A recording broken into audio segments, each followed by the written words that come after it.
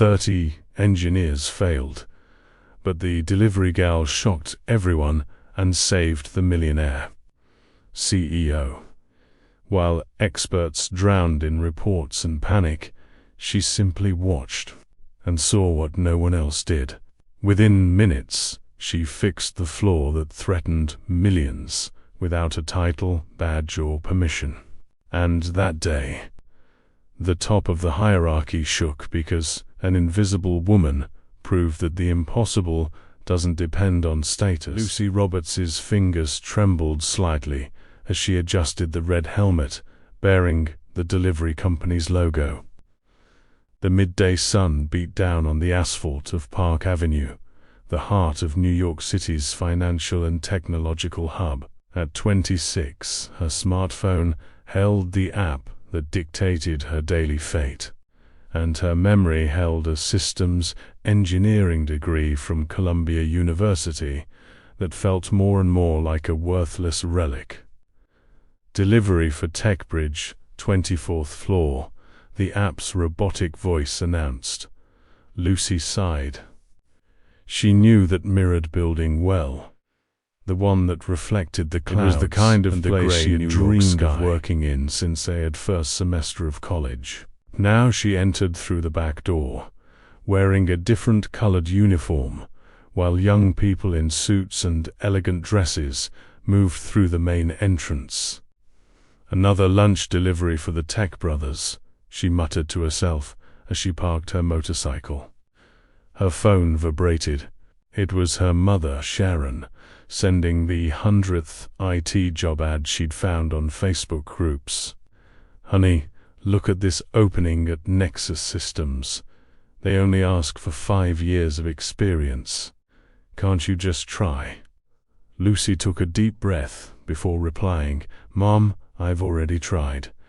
Without proven experience, no one will even call me for an interview." The service elevator ascended slowly. Lucy watched her distorted reflection in the brushed metal. Graduated with honors, a teaching assistant for advanced programming, award-winning projects. And there she was, delivering gourmet lunchboxes to afford the rent on the small apartment she shared with 2 roommates in Astoria. Upon reaching the 24th floor, she immediately sensed something was wrong. The typical silence of a corporate environment had been replaced by a tense buzz. Employees hurried between workstations, some with dark circles under their eyes, others with expressions of despair. On the monitors, lines of code and red graphs. "Delivery for the development department," she said, trying to get the attention of a visibly stressed receptionist. "Just leave it there," the woman replied without looking up, pointing to a side table. "We're in a crisis." Lucy's curiosity got the better of her prudence. Instead of leaving the delivery and departing, she stayed, observing the organized chaos. On the giant wall screens, a control panel displayed servers in critical condition. She instantly recognized the architecture. It was a real-time processing system, something she had studied extensively in college. "We're losing thousands of connections every minute," said a gray-haired man, gesturing to an exhausted team.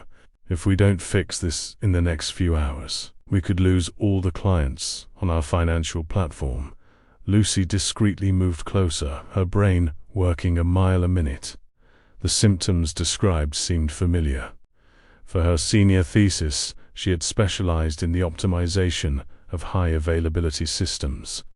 "Excuse me," she said, almost in a whisper to a young developer passing by. "This looks like a connection pool issue." The young man, carrying 3 cups of coffee, stopped and stared at her. "Are you from the support team?" he asked, confused. "No, I'm with the delivery," she replied, pointing to her red uniform. "But I have a degree in systems engineering." The young man smiled condescendingly. "Look, I appreciate the offer to help, but we have the company's best engineers working on this for 3 days. It's a complex architectural problem. Can I see the error logs?" Lucy insisted. Just for a minute. Perhaps out of desperation, perhaps out of exhaustion. The young man shrugged and pointed to an unoccupied workstation. Be my guest. But don't touch anything without authorization. Lucy dropped her thermal bag and sat down in front of the monitor. Her fingers, accustomed to gripping motorcycle handlebars, returned naturally to the keyboard. Within seconds, she was navigating the system's error logs. There's a pattern here, she murmured to herself, noticing that the errors were occurring at regular intervals. The young developer, who introduced himself as Ryan, watched over her shoulder, initially skeptical, then intrigued. You might be right, ... double quotes, he said, setting down the coffee cups. At that moment, the grey-haired man approached. What's going on here? He questioned, looking suspiciously at Lucy's delivery uniform.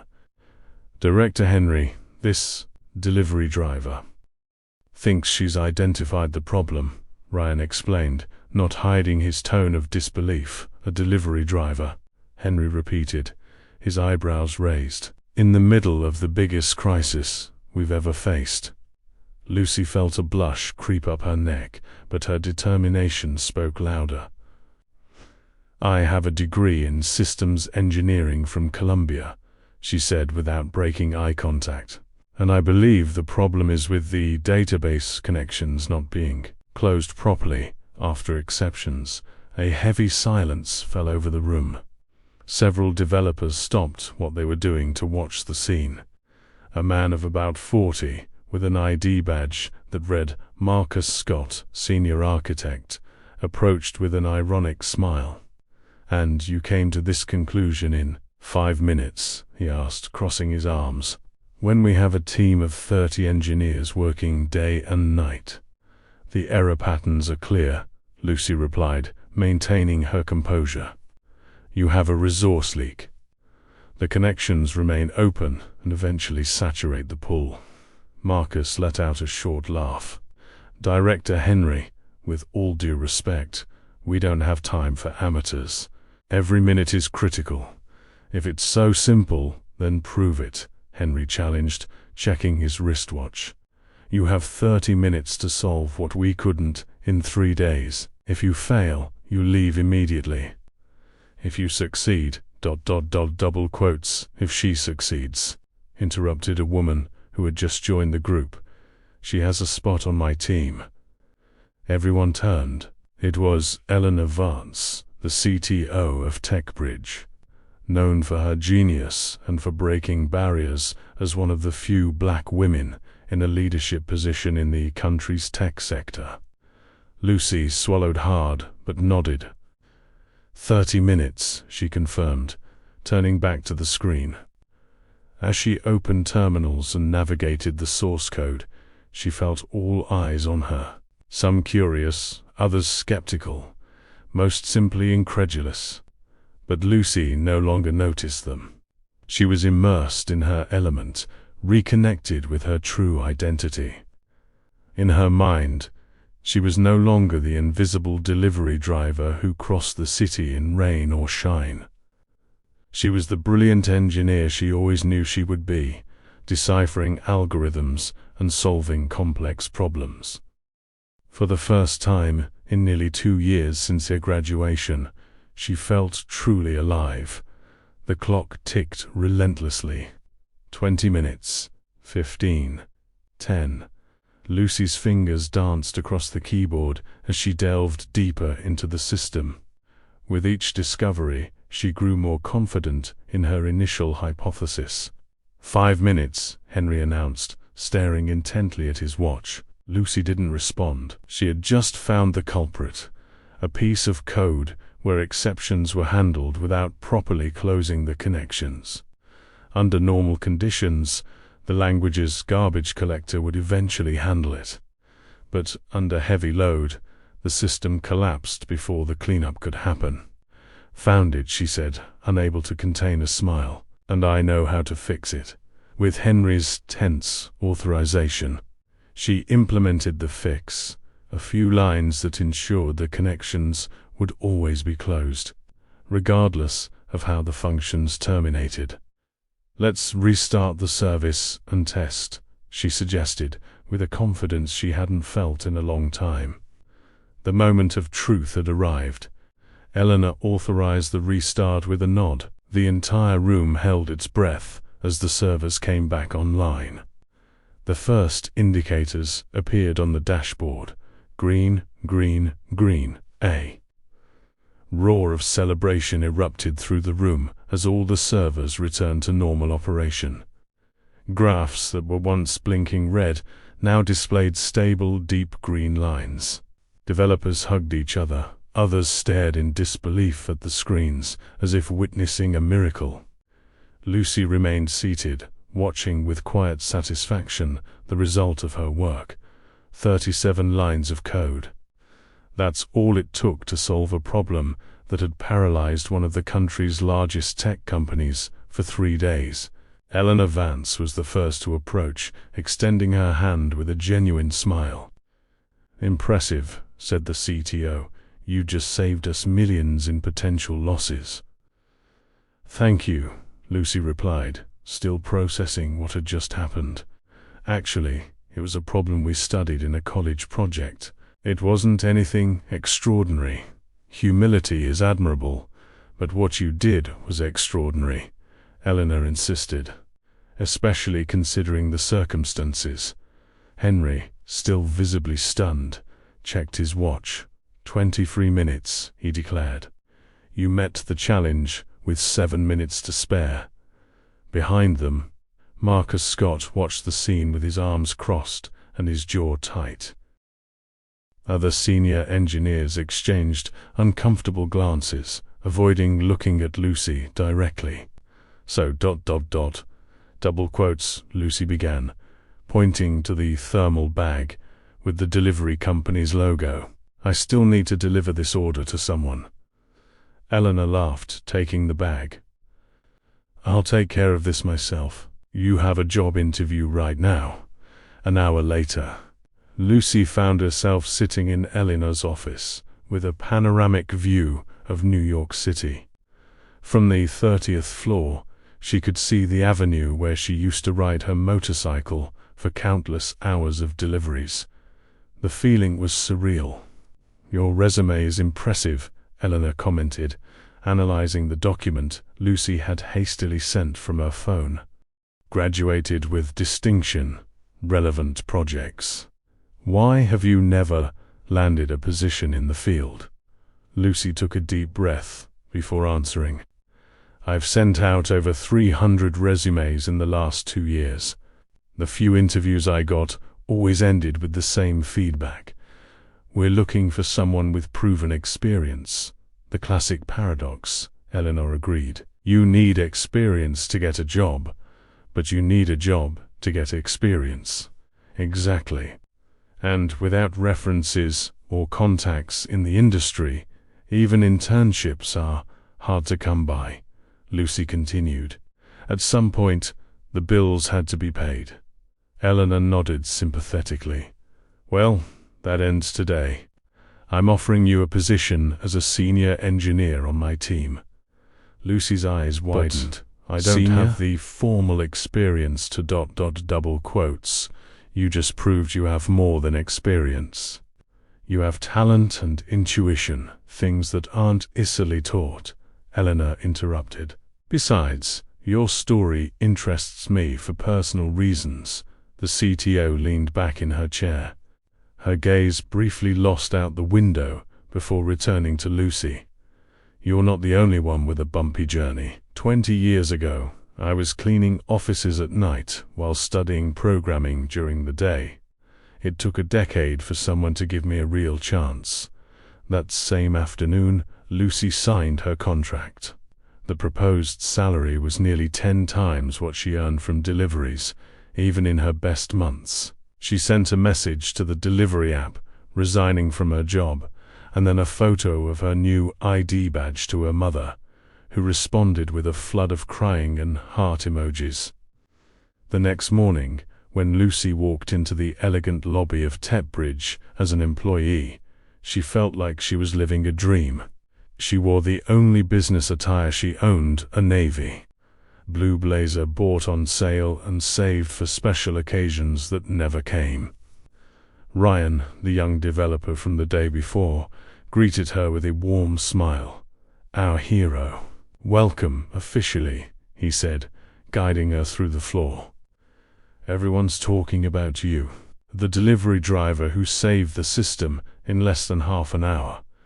The tour of the facilities revealed a work environment Lucy had only imagined during college: break rooms with video games, a gourmet coffee bar, ergonomic workstations. A world completely different from the congested streets and relentless heat she faced daily on her motorcycle. When they reached the development area, Lucy immediately noticed the stares, some admiring, some curious, but several clearly suspicious. Marcus Scott, the senior architect who had challenged her the day before, was gathered with a group of veteran developers. When he saw her, he stopped the conversation. "So the rumors are true," he commented, approaching her. The delivery driver became a senior engineer overnight. Lucy maintained her composure, extending her hand. "Good morning, Marcus. I hope we can work well together."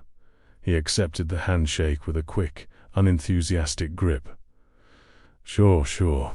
Just don't expect special treatment because of yesterday. We value consistency here, not just flashes of luck."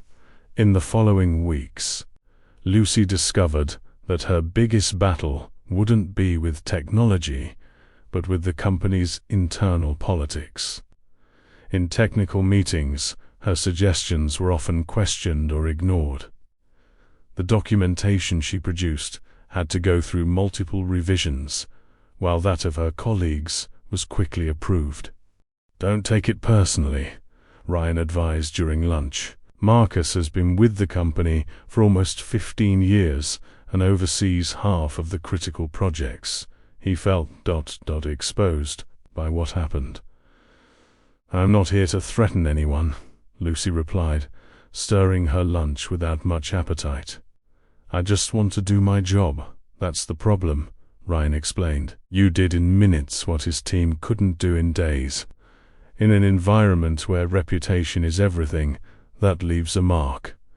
At night, in her small apartment, Lucy vented to her roommate, Paula, a social worker who worked with at-risk youth in underserved neighborhoods.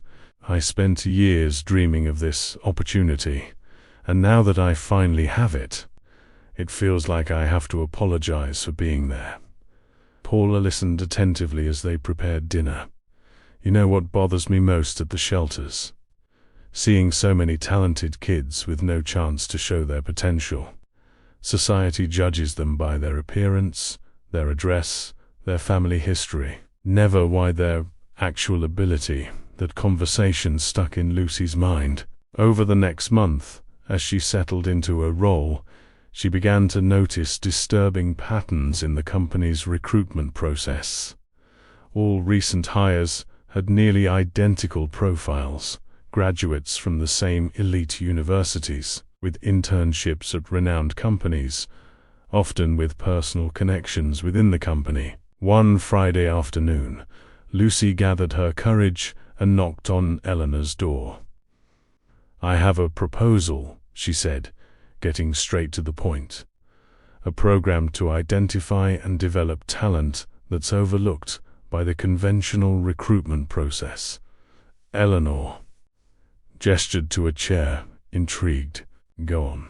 "What if we created a selection process based on real-world problems, not resumes?" Lucy proposed, her eyes shining with enthusiasm. "Instead of requiring years of proven experience, we could test practical skills, logical reasoning, and the ability to learn." "How do you imagine this working?" "Anonymous technical challenges. Candidates would be evaluated solely on their problem solving, without us knowing their names, ages, genders, or education, until the final stage, Lucy explained. This would eliminate unconscious bias and open doors for talented people the market is ignoring.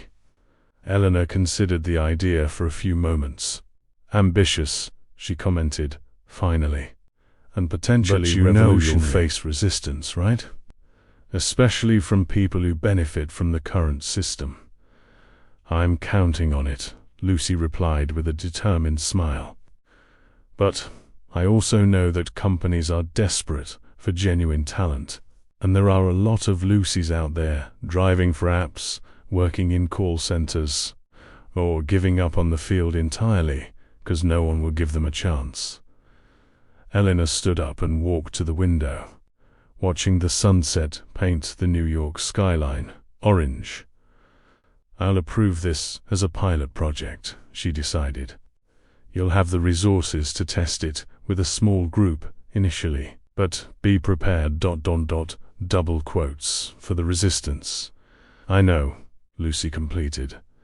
"Not just that," Eleanor added, turning to face her. "Be prepared to change lives, including your own." Leaving Eleanor's office, Lucy couldn't hold back a smile. In the elevator, she checked her phone.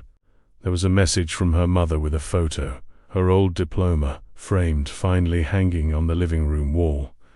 "I always knew that piece of paper was worth its weight in gold," the message read. "It just needed someone with the eyes to see it." Project Catalyst, as Lucy decided to call her initiative, began to take shape quickly. Within 2 weeks, she had set up a small room in the basement of the Tech Bridge building, a space previously used for storing obsolete equipment. With the help of Ryan and 2 other developers who were interested in the idea, they transformed the place into a functional environment, with refurbished computers and a whiteboard that covered an entire wall. "It's not exactly Silicon Valley, but it'll do," Ryan commented, plugging in the last monitor. "It's perfect," Lucy replied, contemplating the space. "Actually, I prefer when our candidates arrive, I want them to see that we're building something from scratch, not just fitting them into pre-existing structures." The first phase of the project was to identify potential candidates. Lucy created an online platform with programming and logic challenges, deliberately avoiding the need for traditional resumes. She promoted it on tech forums, public colleges in outer boroughs, vocational schools, and even on delivery app groups, places where she knew she could find talented people without opportunities. The response was overwhelming. In 3 days, over 500 people had applied. The preliminary tests were designed to assess not only technical knowledge, but also adaptability and creative problem solving. At the end of the first screening, 30 candidates remained for the in-person phase.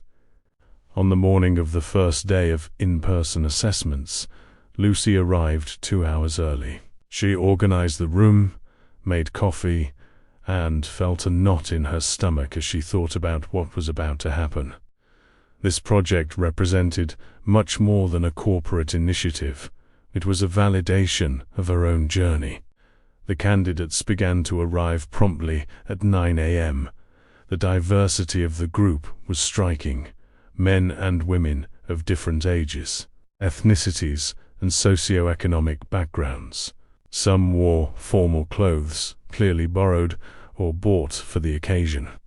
Others came in what they had: jeans and simple t-shirts. Among them, Lucy immediately noticed a man of about 30 carrying a delivery driver's helmet. His name was Andrew Carter, and according to his application form, he had been working as a courier for 5 years, but had taught himself to code through free online courses. Another candidate who stood out was Julia Fisher, 35, an administrative assistant who had gone back to school after being laid off during the pandemic. On her form, She explained that she had learned to program to automate repetitive tasks at her old job. "Welcome to Project Catalyst," Lucy began, once everyone was settled. "First and foremost, I want to make one thing clear. You are not here out of charity or for some inclusion program that's just looking to improve company statistics. You are here because you demonstrated potential in the preliminary tests." She paused, observing the attentive faces. 6 months ago, I was delivering food with a bag on my back, just like some of you. Today, I'm leading this project because someone looked past the uniform I was wearing and saw a capable engineer.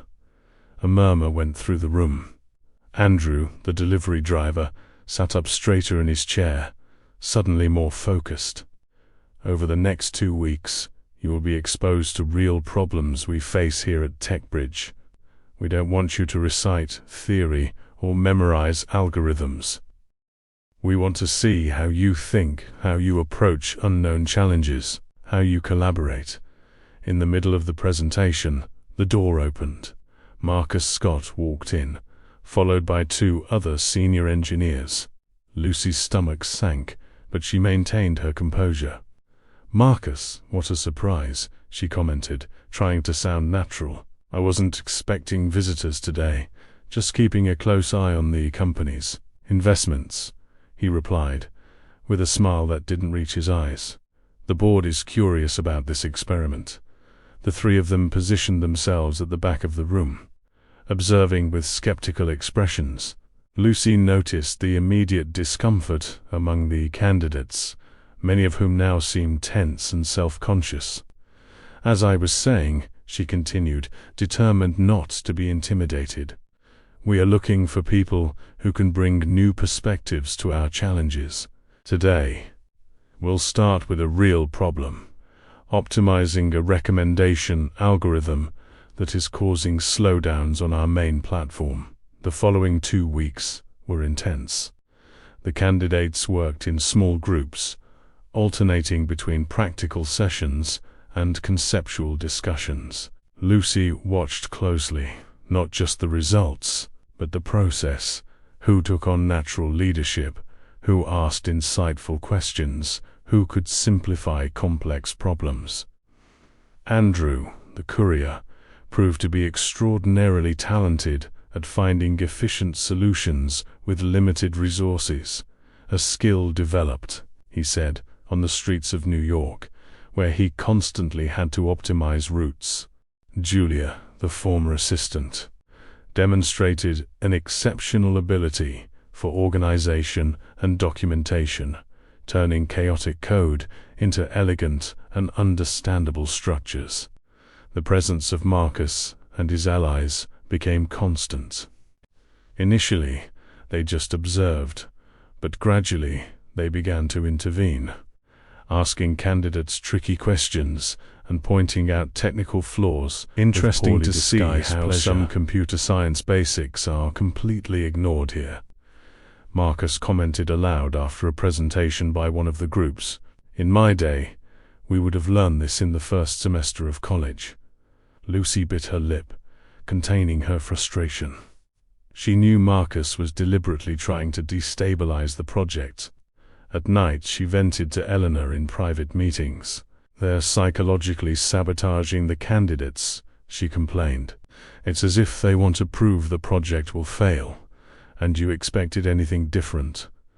Eleanor replied calmly, "You're challenging not just a recruitment process, but an entire culture that values credentials over actual competence. Many people have a vested interest in keeping that system intact."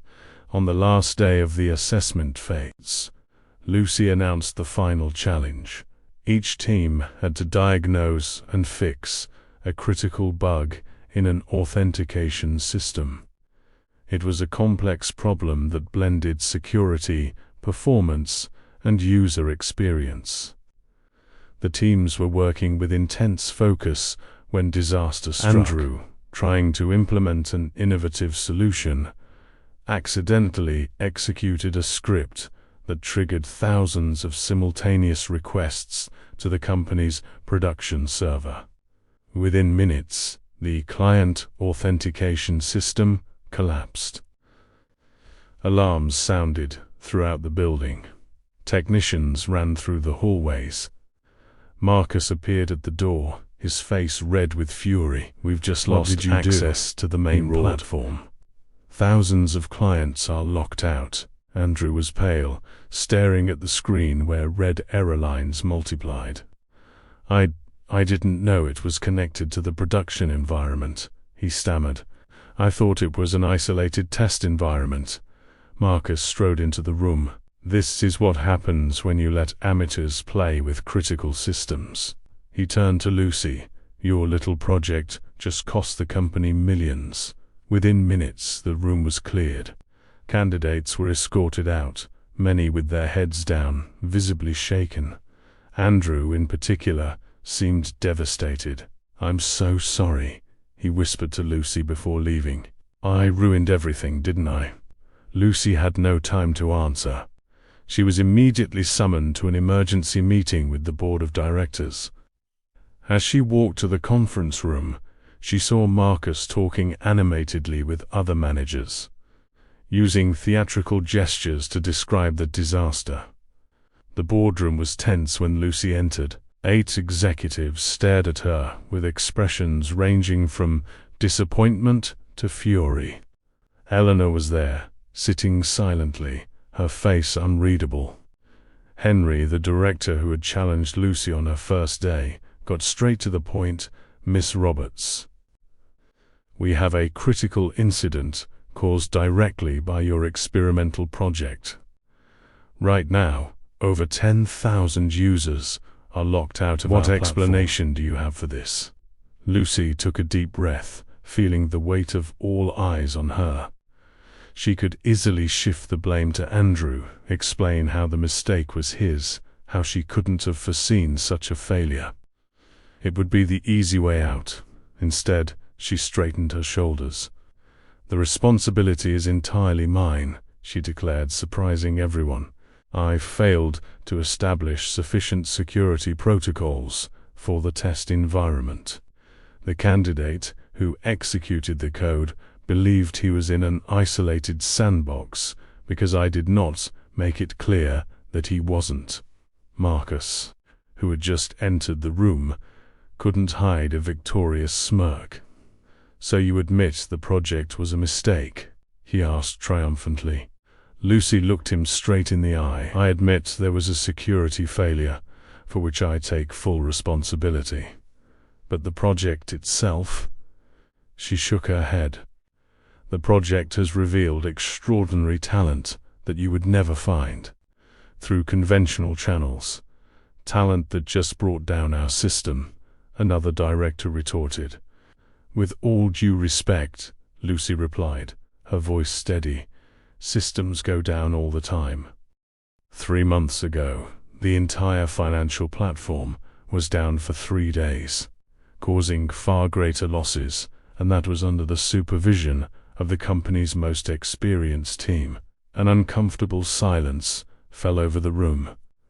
Everyone knew she was referring to the incident that had brought her to the company. "The difference," she continued, "is that in that case, no one was publicly held accountable. It was treated as a collective technical challenge. Why should it be different now?" Eleanor, who had remained silent until then, finally spoke up. "Lucy is right. We're judging this program by a different standard than we apply to the rest of the company." The debate stretched on for nearly 2 hours. Voices were raised, technical and political arguments intertwined. At the end, when everyone seemed exhausted, the company's CEO, who had watched everything in silence, spoke. "I'm going to make a decision that will probably displease everyone," he said calmly. "The program will continue." The CEO's decision to continue the program landed like a bombshell. At TechBridge, the hallways buzzed with heated debates, and the company seemed split into 2 distinct camps. those who supported Lucy's innovative initiative and those who saw it as a threat to meritocracy and established practices. To Lucy's surprise, the CEO not only kept the program alive, but significantly expanded its autonomy and resources. "You now report directly to the president's office," he informed her during a private meeting. "You will have an entire floor to develop the program and the authority to implement your own recruitment and training policies." "Why?" Lucy asked, genuinely confused. "After the incident, I was expecting a temporary suspension at the very least." The CEO, Anthony Miller, a man in his 60s with grey hair and sharp eyes, smiled faintly. "Do you know why you're getting more autonomy instead of a punishment?" Lucy shook her head. "Because you took responsibility when you could have found a scapegoat," he explained. "That tells me far more about your leadership ability than any resume or diploma." He paused meaningfully. "Besides, in 40 years of my career, I've learned to recognize when something is rotten on the inside and needs to be renewed." In the following weeks, Lucy worked tirelessly to restructure the program. The first change was to implement a rigorous mentorship system. Each new talent would be paired with an experienced professional, creating a relationship of mutual exchange. The second was to establish completely isolated test environments with strict security protocols. The third, and perhaps most controversial, was to include psychological support as an integral part of the process. "We want to develop not only technical skills, but emotional resilience," she explained to the human resources team. "Many of these talented individuals carry years of rejection and devaluation. We need to address that as part of their professional development." Surprisingly, one of the first to volunteer as a mentor was Ryan, who had become an increasingly close ally. "I'm tired of the toxicity in this company," he confessed. "What you're doing, it's like a breath of fresh air." When the program reopened for applications, the response was even greater than the first time. More than 2,000 candidates applied, most referred by people who had heard about the initiative through social media and tech groups. Among those selected for the new in-person phase, Lucy was happy to see familiar faces, including Andrew, the delivery driver who had caused the incident. "You accepted me back?" he asked, incredulous, when he received the notification. "After what happened, especially after what happened," Lucy replied firmly. "You learned a lesson that no course could ever teach. Besides, your solution, despite the bug, demonstrated original thinking that impressed even the skeptics." The new version of the program lasted 3 months, blending theory, practice, and personal development. Participants worked on real projects, but with constant supervision and in controlled environments. By the end of the first month, the results began to show. Julia, the former assistant, developed an automation tool that reduced the processing time for financial reports by 40%. Andrew created a route optimization algorithm that saved 15% on operational costs. Other participants similarly demonstrated fresh ideas and innovative approaches to long-standing problems. In a quarterly review meeting, Lucy presented the initial results to the board of directors. The numbers were impressive: increased productivity, cost reductions, new solutions for persistent issues. But it was when she showed video testimonials from the participants that the impact was truly felt. "I used to spend my days loading boxes, while at night I'd study programming through free tutorials I found online," reported a 22-year-old. "I sent my resume to over 50 companies and never got a single response." This program didn't just give me a chance. It gave my knowledge a purpose. Even the most skeptical directors seemed moved by the stories. Eleanor, who had been following the project from a distance, didn't hide her pride. But it wasn't all smooth sailing. The group, led by Marcus, intensified their resistance, now in more subtle and potentially more damaging ways. Instead of frontal attacks, they adopted tactics of systematic exclusion. The new talents weren't invited to important meetings. Their contributions were downplayed in official reports, and rumors circulated about lowered technical standards to accommodate people without proper qualifications. It's like there are two companies within the same structure, Lucy vented to Eleanor over lunch. On one hand, we celebrate diversity of thought and concrete results. On the other, a culture of exclusion based on credentials and influence networks is maintained. Did you expect it to be easy? Eleanor replied with an understanding smile. You're challenging established power structures. That never happens without a fight. The tension reached a new peak when Edward Anderson, a major investor in TechBridge, publicly expressed concerns about the program. In an interview with a business magazine, he questioned whether social experiments should be a priority for a tech company. Investors look for security and predictability, he declared. Initiatives that prioritize heartwarming stories over proven technical competence create instability. Lucy knew immediately who was behind those statements. Marcus and Edward were old friends, having attended the same elite university together. The maneuver was clear.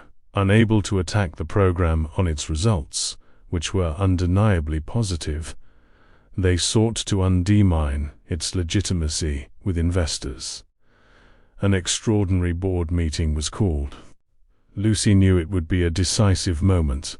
The future of the program was on the line. She prepared exhaustively, reviewing data, organizing testimonials, and anticipating objections. The night before the meeting, she received an unexpected message from Ryan. I found something you need to see. Marcus is manipulating metrics to make the program look more expensive and less efficient than it really is. I have proof. Meet me at the coffee shop on the corner in 20 minutes. The coffee shop was just a few blocks from Lucy's apartment. When she arrived, she found Ryan already sitting at a table in the back, a laptop open. Look at this, he said, turning the screen toward her. Altered performance comparisons. He's using raw numbers out of context, ignoring the learning curve and qualitative gains.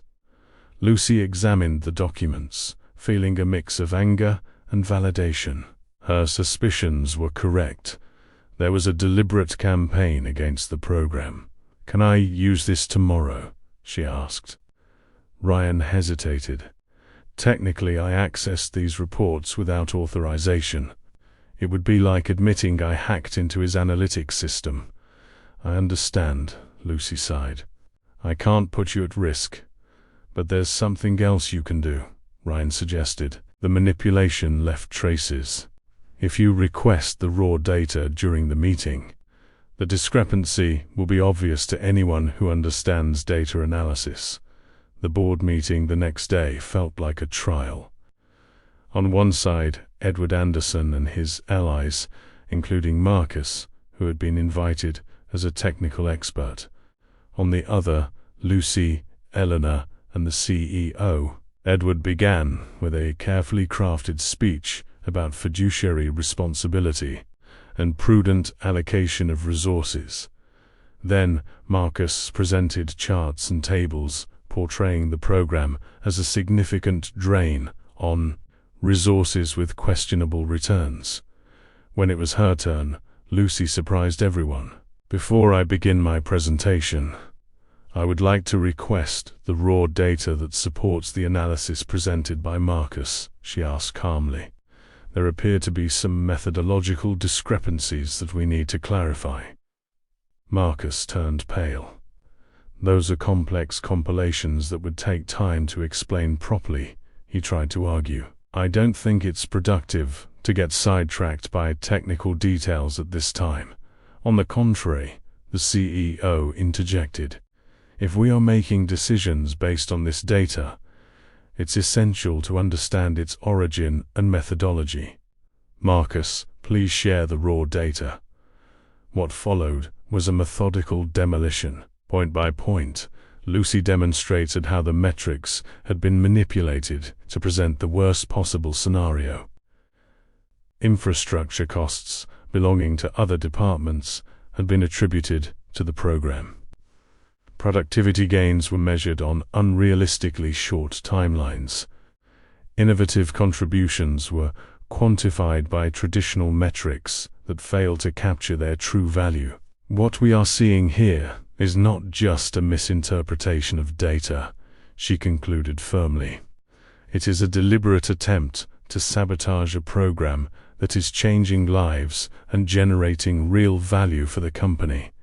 Edward Anderson, visibly uncomfortable, tried to redirect the discussion. Regardless of data interpretations, the fundamental question remains, should we prioritize social impact or technical excellence? Lucy smiled. That's a false dichotomy, Mr. Anderson. What we are demonstrating is that technical excellence exists in abundance outside of traditional circles. When we remove artificial barriers, we find extraordinary talent that brings not only skills, but new perspectives that drive real innovation. She then presented her own analysis, based on transparent and verifiable metrics. The numbers were staggering. A 32% increase in critical bug resolution, a 40% reduction in team turnover, 12% savings in operational costs, and a 27% increase in customer satisfaction indicators for products developed with the participation of the new talents. But beyond the numbers, there is a human impact that cannot be ignored, she continued, projecting before and after images of some participants. Andrew Carter went from a delivery driver worried about daily survival to a developer who just saved the company $500,000 annually in logistics optimization.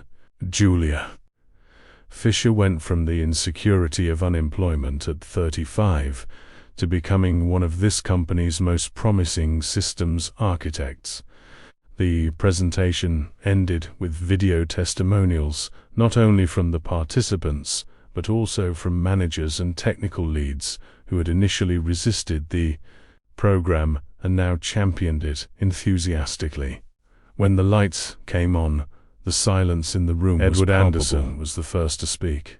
Impressive, he admitted, with visible discomfort. It seems I was misinformed about certain aspects of the program.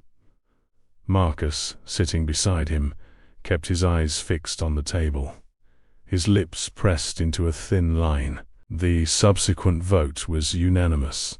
The program would not only be continued but expanded, with its own budget and authorization to develop similar initiatives in other areas of the company. At the end of the meeting, as everyone dispersed, the CEO held Lucy back for a moment. You turned an attack into an opportunity, he observed. That's a rare and valuable skill. I just defended what I believe in, she replied simply. And that's exactly why, starting tomorrow, you will be the Director of Innovation and Talent Development, he announced with a smile, with the autonomy to implement your vision across the entire company. As she left the conference room, Lucy found Ryan waiting in the hallway, his face anxious. So, he asked. Lucy smiled, still processing everything that had happened. We won, she replied simply. What she didn't know was that this victory, though significant, was just the beginning of a much larger battle. Power structures rarely cede ground without retaliating, and the real test was yet to come. Lucy's promotion to Director of Innovation and Talent Development reverberated far beyond the halls of TechBridge. Within days, tech publications were running profiles on the delivery driver who revolutionized tech recruiting. Her story inspired debates about invisible barriers in the job market and the rigidity of traditional corporate structures. Interview requests poured in, speaking invitations arrived, and Lucy's LinkedIn profile, once forgotten with few connections, exploded with notifications. The sudden attention was simultaneously gratifying and unsettling for someone who had spent years being ignored. "How does it feel to be famous?" joked Paula, her roommate, as they watched a report about Lucy on a morning show. "Surreal," she replied, watching her own image on the television with a sense of strangeness. "Just yesterday, I had to show my ID 3 times to get into the building because the new security guard didn't believe I was a director." The program's expansion brought new challenges. Lucy now managed a team of 15 and oversaw the implementation of similar initiatives in 3 other company branches. The pace was frantic, the responsibilities overwhelming, but the results continued to impress. The Roberts method, as some began to call her approach, was producing tangible outcomes. More diverse teams were creating more innovative solutions. Turnover dropped to record lows, and problems that had persisted for years were being solved by fresh perspectives. Julia, the former assistant, was now leading a team that completely redesigned the interface of the company's main product, making it more accessible and efficient. Andrew, the former courier, was promoted to senior data analyst after his optimization algorithm was implemented nationwide, generating substantial savings. Despite the successes, internal resistance persisted. Marcus and his group, though publicly defeated, found more subtle ways to sabotage. Rumors about favoritism and low technical quality continued to circulate. Program participants reported being excluded from certain meetings or having their opinions systematically disregarded. "It's like there's a parallel company," Andrew confessed to Lucy during a mentoring session. "An invisible layer where the real decisions are made, and which we don't have access to." "Power structures don't change overnight," Lucy replied sympathetically. "What we're doing is a slow process of erosion. Every barrier we tear down, every prejudice we challenge, paves the way for those who come after." The toughest battle, however, was taking place outside the walls of TechBridge. As the program gained notoriety, universities began to question their own teaching and evaluation methods. Some institutions invited Lucy for consultations on curriculum reform, while others reacted defensively, arguing that the alternative model compromised established academic standards. One Friday afternoon, Lucy received an unexpected invitation. Columbia University, her alma mater, wanted her to participate in a debate on the future of tech education. Returning to the institution that had educated her, now as a guest expert, stirred conflicting feelings. "I should feel honored, but I'm more nervous than I was defending my senior thesis," she confessed to Ryan over lunch. "That's natural," he replied. "You're challenging the system that made you, questioning values they hold sacred." The engineering school auditorium was packed when Lucy arrived for the debate.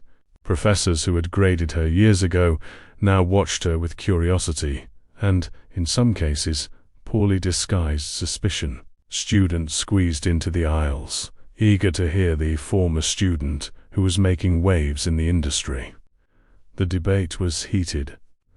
More conservative professors argued that a traditional academic education was irreplaceable, while Lucy argued for a more balanced approach between theory and practice, with less emphasis on credentials and more on demonstrable skills. "I'm not suggesting we abandon academia," she clarified. "I'm proposing that we acknowledge its limitations and implicit biases. When a recruiter automatically dismisses a candidate from a less prestigious university, they are not evaluating competence. They are perpetuating privilege." The discussion peaked when an emeritus professor, visibly irritated, interrupted her. "Ms. Roberts, with all due respect, what you're proposing is a dangerous devaluation of formal knowledge. Today, we accept programmers without degrees. Tomorrow, will we have self-taught doctors operating on patients?" The auditorium fell silent, awaiting her response. Lucy took a deep breath before answering. "Professor, you're creating a false equivalence. I'm not advocating for a lack of education, but questioning who defines what valid education is." She paused meaningfully. "The knowledge that allowed me to fix the system at TechBridge in 30 minutes came from this university. But the ability to apply it came from 2 years of dealing with traffic, rain, and rude customers as a delivery driver. Both were educational experiences. Only one of them was recognized as such." The answer drew spontaneous applause from the students. At the end of the debate, a line of young people formed to speak with Lucy. Many shared stories similar to hers. A solid education, closed doors, accumulated frustrations. "How did you deal with constant rejection without giving up?" asked a final year student. The question caught Lucy off guard. For a moment, she remembered the nights spent crying after another failed interview. The condescending looks from recruiters, the automated, "we appreciate your interest, but ... double quotes messages. "I gave up several times," she admitted, honestly. "I even put my diploma in a drawer and swore I'd never try again. The difference is that I always went back to trying, even when it seemed pointless." That visit to the university triggered a deeper reflection. On the way home, Lucy realized that the program at TechBridge, while revolutionary, still operated within a corporate logic. She needed to go further, to create something that could structurally impact the country's tech ecosystem. In the following weeks, while continuing to expand the program internally, Lucy began working on a side project, an open platform connecting non-conventional talent with companies willing to evaluate real skills instead of credentials. The system included anonymous technical challenges, cross-mentorship, and a feedback mechanism that allowed for continuous improvement. Ryan became her main partner in the project, dedicating nights and weekends to the initiative.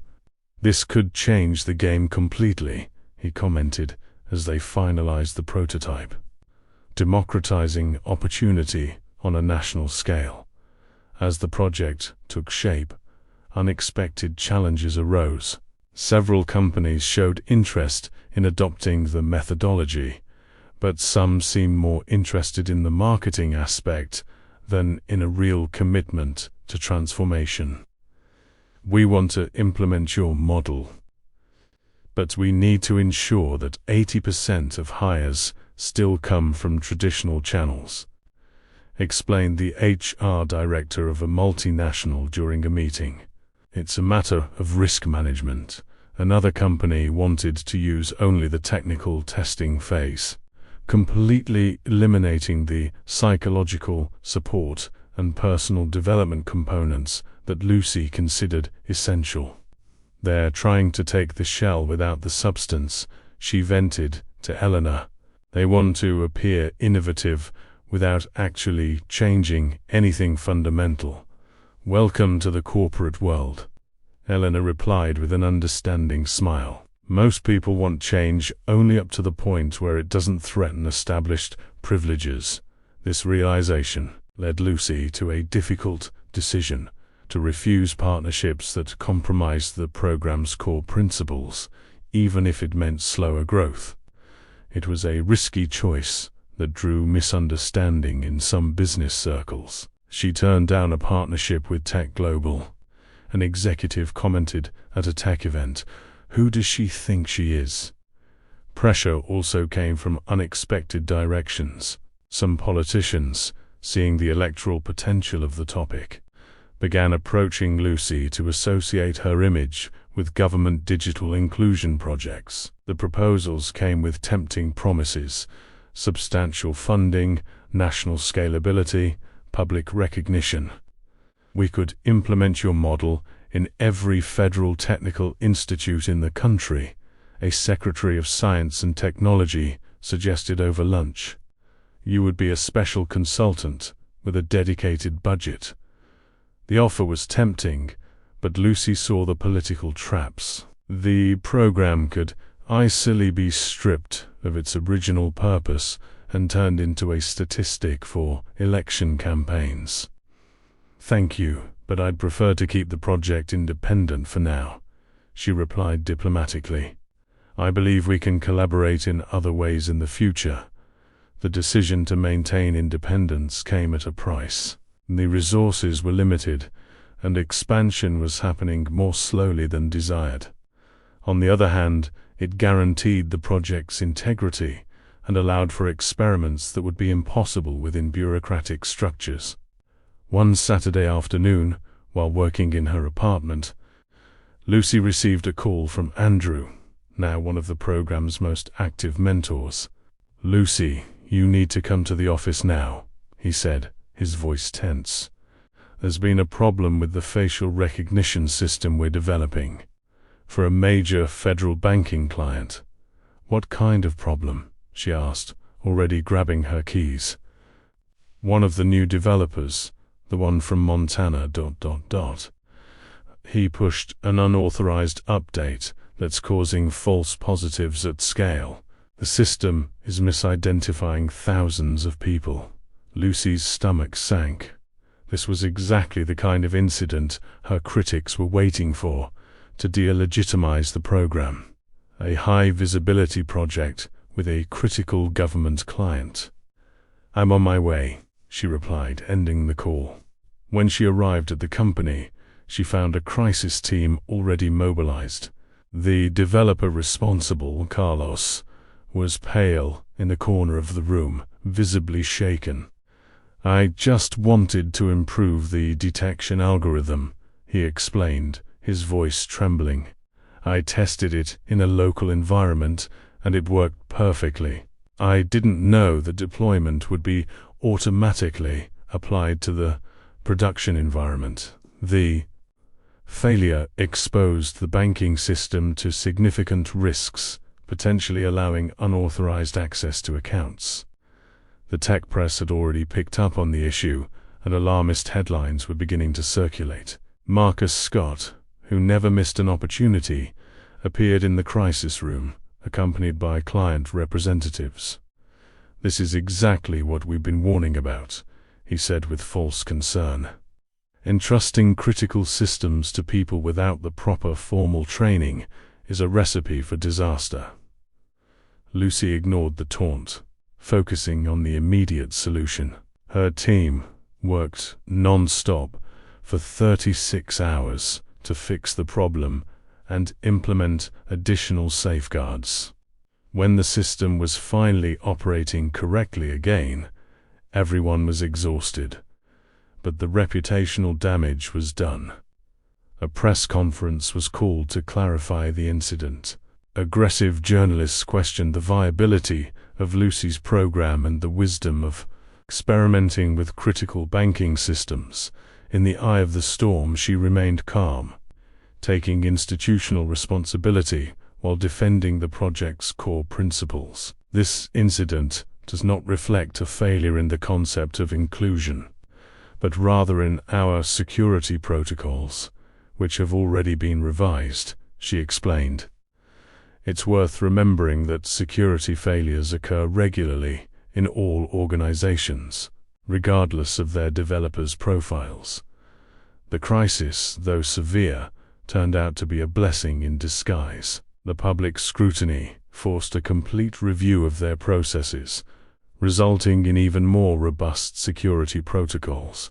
Carlos, the developer responsible, far from being fired, became a security specialist after undergoing intensive training.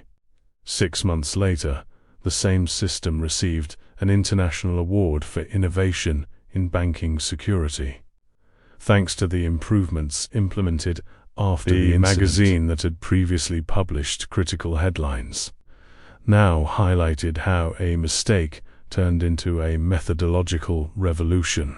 One night, as they celebrated this unlikely turnaround, Ryan raised a toast to Lucy, who turns crises into opportunities.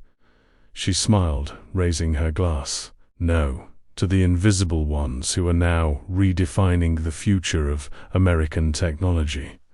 The next day, Lucy received an invitation that would definitively change the course of her journey.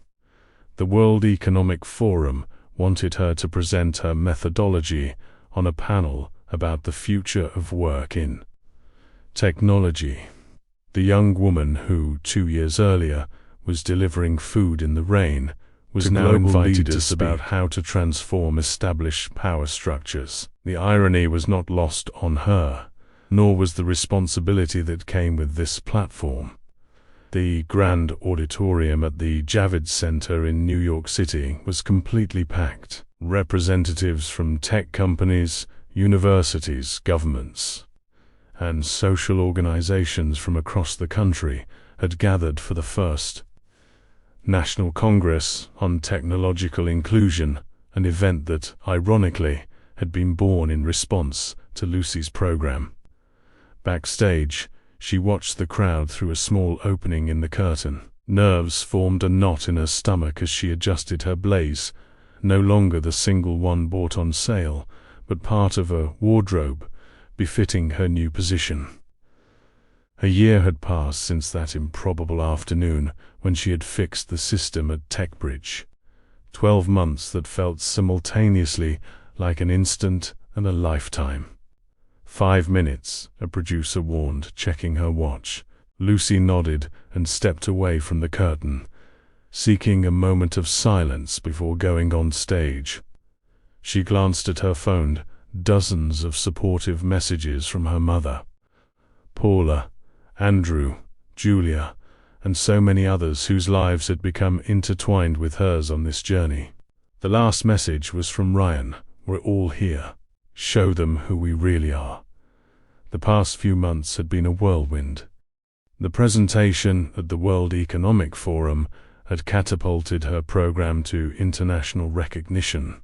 Delegations from several countries came to the US to learn about the methodology. Academic papers were written analyzing its impact.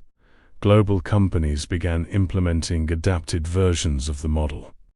Within TechBridge, the transformation was even more profound. What had started as an experimental program was now institutional policy. The company had become a benchmark for innovative organizational culture, attracting diverse talent and consistently improving its financial and operational results. But success brought new challenges. The more visible the program became, the more attempts at co-option and dilution emerged. Proposals for simplified versions that retained only superficial aspects. Government initiatives that used the rhetoric of inclusion without a real commitment to change. Companies that adopted the name without the substance. To protect the project's integrity, Lucy and Ryan, with the support of Eleanor and other allies, founded the New Horizons Institute, an independent organization dedicated to preserving and disseminating the core principles of the methodology. The institute offered certification, consulting, and ongoing research, ensuring that expansion did not compromise its essential values. Interrupting her thoughts, Lucy took a deep breath, put her phone away, and headed toward the stage. The applause was deafening as she took her place behind the podium. Familiar and unfamiliar faces watched her with anticipation. "Good afternoon," she began, her voice amplified by the speakers. "Thank you all for being here at this first National Congress on Technological Inclusion." The bright lights prevented her from seeing the audience clearly, but she knew that among those present were important figures from the American tech sector, including Marcus Scott. After the undeniable success of the program, he had changed his strategy, no longer openly attacking the initiative, but trying to present himself as a critical collaborator who just wanted to ensure standards of excellence. Today, I want to share not just results, but reflections on the journey that brought us here, Lucy continued. A journey that began long before the day I solved a technical problem to TechBridge. The large screen behind her displayed impressive charts and statistics. More than 200 people hired through the program, a retention rate of over 90%. A significant increase in patents and innovations, and a drastic reduction in the time to resolve complex problems. The numbers are eloquent, but they don't tell the whole story, she explained. Behind every statistic is a person who, like me, carried untapped potential. Images of program participants in their current roles filled the screen. Andrew leading a data analysis team, Julia presenting a systems architecture to international clients, Carlos, who had nearly caused a disaster in the banking system, now a recognized cybersecurity expert. These results didn't come from a magical process or some revolutionary algorithm, Lucy continued.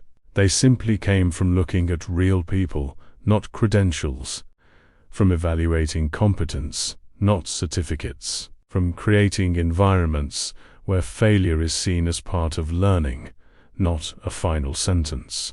As she moved through her presentation, Lucy noticed a shift in the room's atmosphere. What had started as an attentive but formal audience gradually transformed into something more emotional.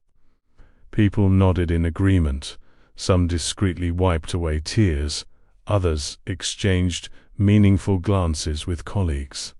"Now, I'd like to show you something different," she said, after completing the technical part of her presentation. "Something we rarely bring into discussions about technology and innovation." The screen behind her changed, displaying an image that caused murmurs in the audience. It was a photo of her old delivery company ID badge, side by side with her dusty Columbia diploma in a drawer. "This was my daily life just over a year ago," she explained, her voice slightly choked with emotion. "A diploma no one wanted to see, and a uniform that was the only part of me people saw." The silence in the auditorium was absolute. What changed was not my technical competence. That was always there. What changed was the opportunity to demonstrate it, an opportunity that came by chance, but should be systematic. At that moment, Lucy stepped away from the podium and walked across the stage, moving closer to the audience. "Look around you in this auditorium," she requested. "How many people here have had their ideas ignored because they didn't have the right title? How many have faced closed doors despite having brilliant solutions? How many have given up on promising careers because the system wasn't designed to include them?" Hands began to rise timidly throughout the audience. First a few dozen, then hundreds. It was a powerful visual demonstration. "This is the true cost of exclusion," she continued, pointing to the raised hands. "Not just for these individuals, but for our entire society. How many innovations have we lost? How many problems remain unsolved because the voices that could solve them have been systematically silenced?" The second part of her presentation focused on practical aspects, how to implement similar programs. common obstacles, strategies to overcome institutional resistance. She shared mistakes made and lessons learned, offering a clear roadmap for organizations interested in genuine change. "There is no transformation without discomfort," she admitted, nearing the end. "We are challenging entrenched privileges, questioning established metrics of value, reimagining the very concept of merit. It's natural for there to be resistance." When it was time for questions, a young man at the back of the auditorium stood up. He wore a simple T-shirt and seemed nervous holding the microphone. "My name is Philip. I work as a doorman in a commercial building, and I study programming in my spare time." He introduced himself, his voice slightly trembling. "I've been sending out resumes for 2 years with no response. What do I tell my family, who thinks I'm wasting my time on this impossible dream?" The question touched Lucy deeply. She saw herself in the young man, recognized the same anguish she had carried for so long. "Philip, tell them that the impossible sometimes takes a while, but it happens," she replied, smiling gently. "And more importantly, bring your resume to the New Horizons Institute on Monday. We have several partner companies that would love to meet someone with your persistence." Spontaneous applause erupted throughout the room. More questions followed, some technical, some emotional, some challenging.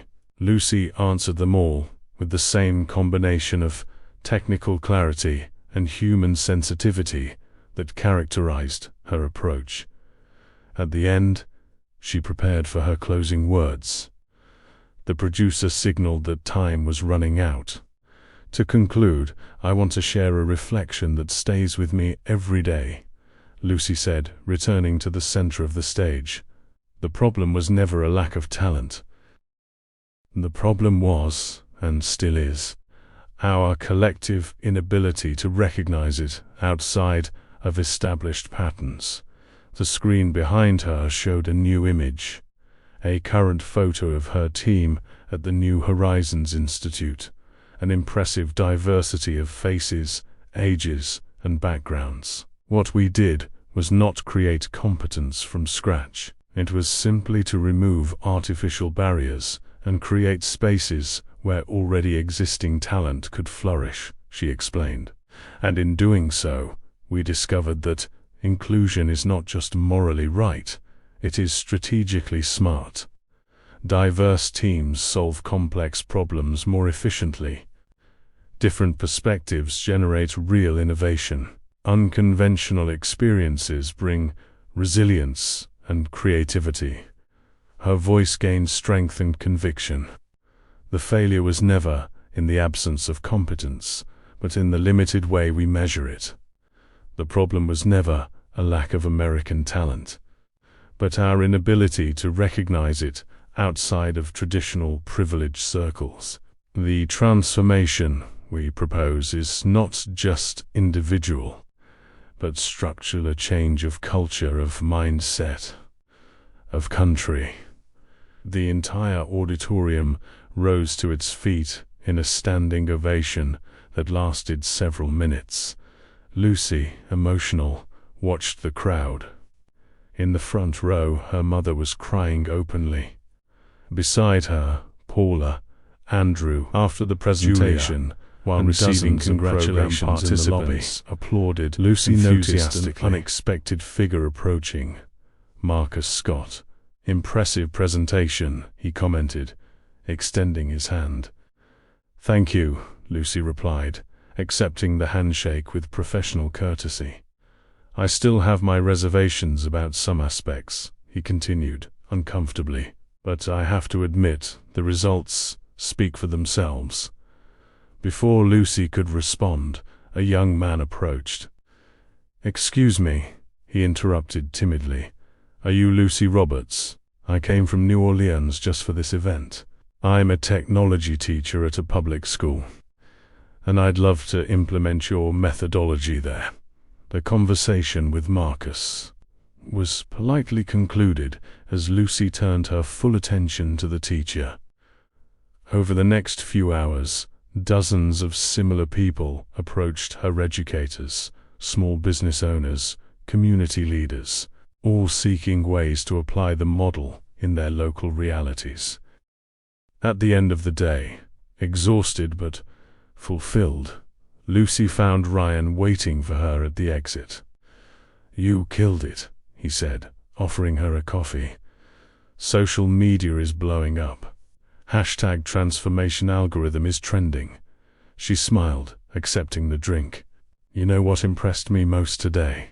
she commented as they walked to the parking lot. "Seeing those hundreds of hands go up when I asked about denied opportunities.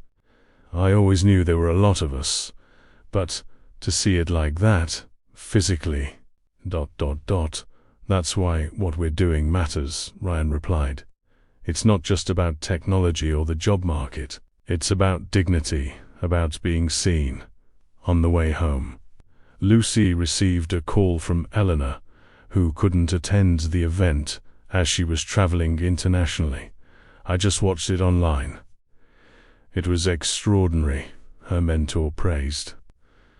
"The board of directors has unanimously approved the expansion of the program to all company branches in Latin America. You've transformed not just careers, but the corporate culture itself." Back in her apartment, now her own space. Modest but comfortable, Lucy opened her laptop to check emails before bed. Among the dozens of messages received after the event, one in particular caught her eye. The subject was simply, "Thank you, dear Lucy. You don't know me, but I was in the auditorium today listening to your speech. I'm 42 years old. I have a computer science degree, but for the last 6 years, I've been working as an app driver. I've sent out over 500 resumes. I've been to dozens of interviews where I was always told my age was a challenge or that I was out of date. Today, for the first time in a long time, I felt hope. I realized I'm not alone, and that maybe the problem isn't my incompetence, as I had started to believe after so many rejections. Tomorrow, I'm applying to the Institute's program. I don't know if I'll be selected, but just knowing there's a place where I'll be judged by what I can do, not by what I appear to be, has renewed my strength. Thank you for giving a voice to us, the invisible ones." Silent tears streamed down Lucy's face as she read and reread the message. There were hundreds of similar emails in her inbox, stories of frustration, renewed hope, transformed lives. On her phone, a notification: a major newspaper had published an article about the event with the headline, "The Quiet Revolution in American Tech." Beside it, a photo of her on stage, with the caption, "From delivery driver to national transformation leader." Lucy shut down her computer and walked to her apartment window. Outside, New York City pulsed with its nightly lights. Somewhere in that vastness, couriers were crossing the city with bags on their backs. Young people were studying programming on shared computers. Talented individuals were being ignored for not fitting into predefined molds. But now something was changing. A different algorithm was beginning to run, not on servers or in clouds, but in the social fabric itself. An algorithm of recognition, of value, of transformation. The journey was just beginning. End of story, dear listeners.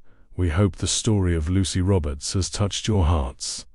To continue experiencing emotions like this, we have a special playlist with other inspiring stories about people who overcame barriers and transformed lives.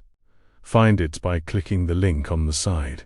If you enjoyed this story, don't forget to subscribe to the channel and leave a like. Every day, we bring you unique stories that explore the complexity of life and the power of transformation. We look forward to seeing you in the comments to share your own experiences with professional obstacles and moments of triumph.